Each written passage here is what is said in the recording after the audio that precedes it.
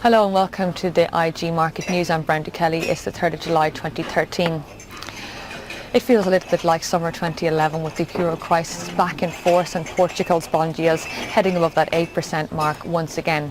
And we imagine that back in May it looked like they were on the way of exiting that bailout package that they entered into 2 years ago with the Troika, where we saw 10-year auction getting a yield of 5.67%.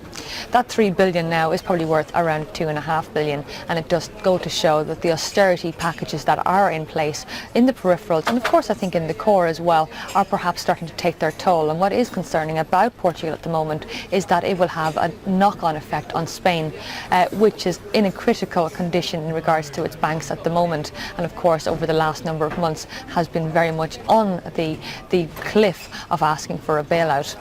After that, we've seen the S&P downgrade a huge amount of European banks today, which again is putting pressure on some of the key bourses.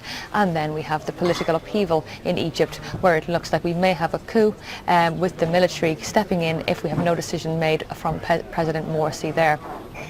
Oil, as a result, has risen to $102 per barrel. That's the WTI contract, which is the highest we've seen in 13 months. And we've seen the spread between the Brent crude and it to its 2.5-year low, less than $5 there. So the actual trade of actually trading one against the other and trying to trade the spread may be a little bit difficult to take part in at the moment. There is a possibility we will see the WTI contract head towards $110 per barrel if we take the previous range and execute a measured move from there. For now, the FTSE 100 has all sectors in the red, and we're resting around that 6,200 level.